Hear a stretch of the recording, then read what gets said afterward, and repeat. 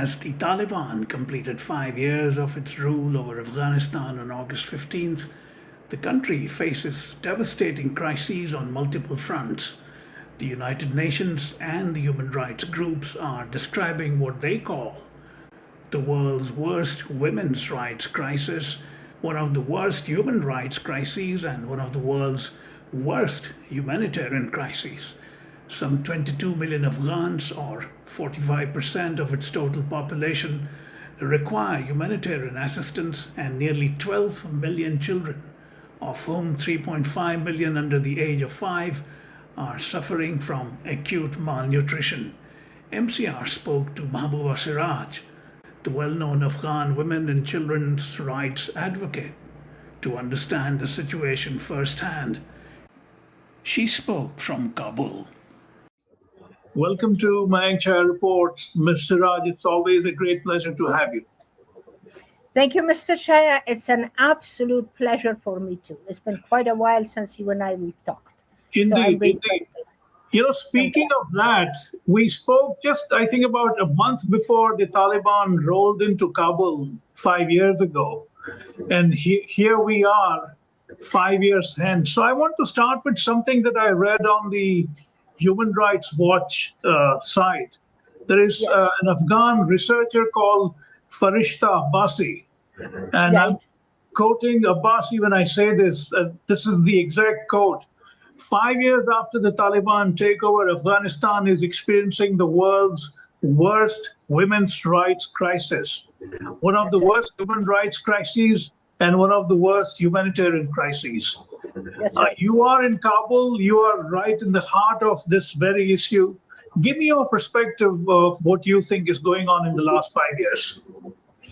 Well, I mean, to tell you the honest truth, actually from the beginning and when everything started in 2021, I was also amongst the people that was, really, how shall I say, hopeful.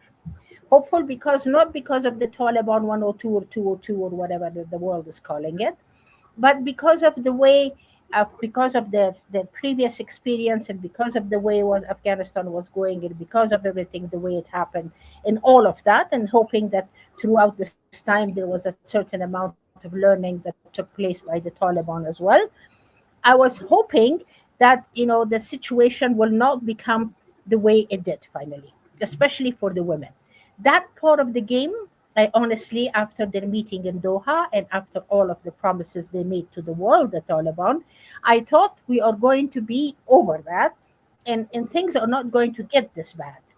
And I am not amongst the people that believes, everything of ours has to be like the West and we are westernized and all of that. No, that's an absolute baloney. I don't need that. We don't need that, the women of Afghanistan. We are Muslims. We want to keep our way, our culture, our religion, everything is perfectly fine. Covering our faces is really has not killed us all of these years. It hasn't not going to kill us from here on either. But the only thing is that in all of this, we really need to have our education. We need to have our freedom to move around. We need to have our freedom to choose when we want to get married and who we want to marry. And we need to have our freedom for a lot of other things, like going to a park, sitting under the shade of a beautiful tree in the summertime with our family, going, to the doctor alone, the way we need to, or going with a sister of ours or our daughter or whoever. But all of this and the movement, being free and being able to, and also working. Because don't forget, Mr. Chhaya, in Afghanistan is not a country that all the women have a husband and all of those husbands, they have a work and they have a job and they can bring money. That's not the case. Afghanistan has been at war for so long that there's a lot of them that have been killed. So these women are all widows. So the widows should have a right to look after their children and bring children that are or Afghans and good for this society and healthy and well fed, not 3 million children dying from malnutrition. This is not right. This is not right. That means there is something very fundamentally in basic wrong. So that is what I'm saying. I've always said that. And in the beginning, it wasn't like that. We were not going through all of this. And then slowly, Slowly, as the time went, things started to get from bad to worse. And then finally today, the women of Afghanistan, is true, they are in one of their worst situations in the world. You mentioned, and we spoke about it 5 years ago. You were trying to be optimistic. You wanted to do an That's right. outreach to see if something can be done to moderate the Taliban influence. That's right. Over the last 5 years, why do you think your efforts didn't lead anywhere? Not just that, but it became worse, as you just pointed No. out. Yeah, it just got worse. It really did.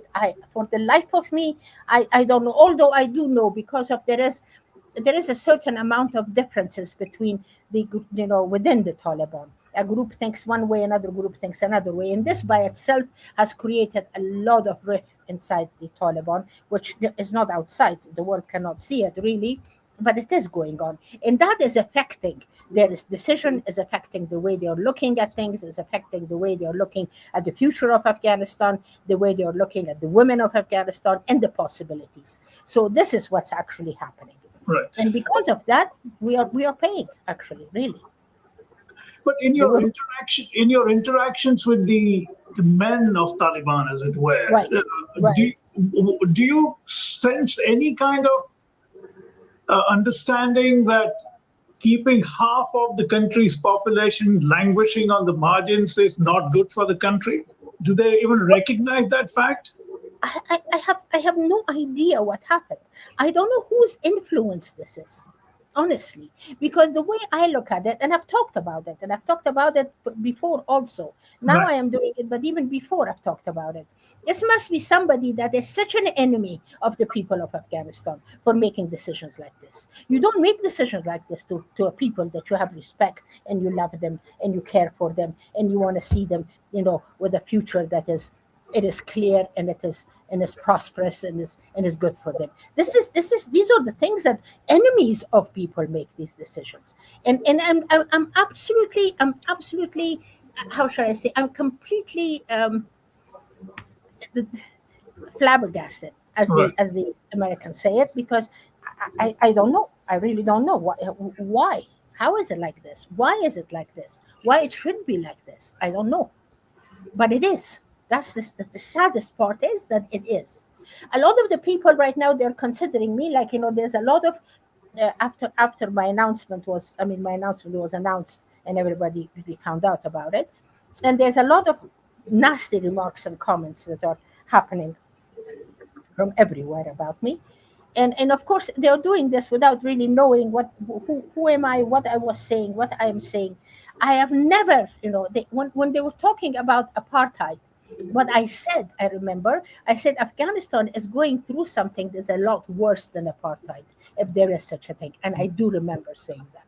Right. But they're saying that, I'm completely against. I'm not. What is going through is really a lot worse than apartheid. And at the same time, where apartheid was actually implemented in South Africa, wasn't really. It never happened the way it was supposed to. It started it, but it didn't work all the way through. It just turned out to be something entirely different. The world really doesn't know. And my fear is that whatever happens, you know, you know, using a name and making it something that the world right now finds it very ha ha ha, is going to kill the rest of my people. It's going to be very bad for the rest of the Afghans in Afghanistan. That is something I don't want, because it's not only the women in this country, there are men, women, old, young, of men and women and everybody. So it's like bringing a situation into this country because everybody says haha and is very much a la mode. We are going to do that. At the same time, the people of my country has to pay. No, we have to find out more about it to know exactly what it is, how it is done, what is going to do for the future of this country, what is going to do to the other individuals of this land, to the men and women that who are living here. But nobody thinks about this. Really, they don't. And when I think about it, I'm being guilty. It's like, come on, guys. Yeah. Have you Really. faced any retaliation from the government because of your outspoken views? Well, I hope that they don't, go against me, really.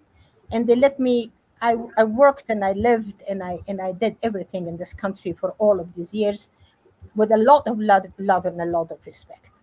And today that I want to leave, and although I have decided that I'll be talking about everything, and I have talked about everything and very openly now, but I am not disrespectful to what the Taliban are and who the Taliban are. I'm not disrespectful for what they are doing, which are the positive things that they have done for this country. I'm not. But at the same time, as a Muslim woman, is my job. And if I start saying that things are going absolutely right for the women of Afghanistan, that means I'm lying. And when I'm lying, I'm going to be responsible to Allah and to all of the women in this country that I'm lying something that is not right. So I hope that they understand that, because that's where my whole problem is. Especially after they closed my shelter. Mr. Chaya, they closed my shelter on the 10th of December 2025. I think you and I, we talked about that actually. On the 10th of December 2025, they closed my shelter. No, we didn't talk. No. They closed my shelter. They took 33 women and children, old and young, from my shelter. It's not that they took them and put them in a prison or something. They took them and put them in a place which is for the. It was a place for the. It was an orphanage. The building. So they put all of the women in there with their children and everybody. They kept the children separate from their mothers and all of that. That's perfectly fine. But because the girls, when they were with me, also they were not free to walk all around, because I was protecting them from their families. These girls had run away from families that they were ready to kill every single one of them. Right. So yeah, that's why it has to be strict on them, and it was. But after that, no matter what I did, no matter how much I asked, no matter how many times I demanded to talk to me, let's talk about this. This is the future of these women in Afghanistan. These are the abused women of this country. They are hurt. I've been with them. They call me mother, and they see me as their mother. Give me a chance to be with them. Let's talk. What are you going to do with them? Are you going to look after them forever? Is that the name of the game here? Or we could have sat down and talked about it and maybe find a way. But Right. nobody does that. It's like these are the things, I cannot be banging my head continuously against the stone wall, because this is logic, for God's sakes. And when there's no logic, what am I supposed to do? I'm 78 years old, and I cannot be fighting every single day. I really cannot. It's beyond me. It's absolutely above and beyond me. And I love this land. I love the women, the children, the men, everybody. I'm an Afghan, for God's sakes. And through and through. I'm not somebody that has just come from somewhere. I am one of those people that actually made this country, for the good or for the bad or whatever it is. It is mine, and I am Afghanistan's. Right. So, it's like that's, As you mentioned your age, you leaving at this age a country that you so love. What kind of feelings are you leaving with? broken. Afghanistan broke me, though. It really did. My heart is broken. My soul is so sad. Because you see, the little house that I rented, that I'm living in it, I loved it. And the one or two, three girls and women that I know that have been a source of help or hope or whatever it is around for them, I'm going to be leaving them. My dog, that I love him so much, and he's a street dog of Kabul, and I saved him, and now I can't have him with me. I can't have my friends with me, the boys that have been to me, the young men that are working for me. I'm their mother too, They call me mother. They respect me. They love me. I know that. I know that. So we've lived many years together. Actually, with my driver, that right now is also one of my is the guard of the house that I'm looking. He's looking after me. I'm looking after him. I've been with him for the past 18 years. Right. 18 years is a long time. It's a long time. So I don't know. This is very sad for me. It really is. It's not easy. It's really not easy. And especially coming to the States now. Right. So, but I was it is. reading I was reading some figures of economic hardship, Yeah, and these are quite striking. These figures suggest that about 22 million people, which is about 45% of Afghanistan's population, will require humanitarian assistance in that's right. 2026. That's right. About That's right. 12 million children and about 3.5 under 5 are already suffering from acute That's right. malnutrition. That's right. Now, That's right. these are absolutely astounding figures. Tell me, even a government like the Taliban would recognize that this is not good for Afghanistan, no matter what their ideological persuasion is. Are they sensitive to this at all, or they are not? I don't know. I think something has started because I do remember hearing from Mullah Brodar at one point about a few days ago that he said that they have to involve the private sector in order for them to start, helping Afghanistan's economy because it's not going to work like this. So I don't know. I'm sure there are people in here that they have absolutely they know and they realize it.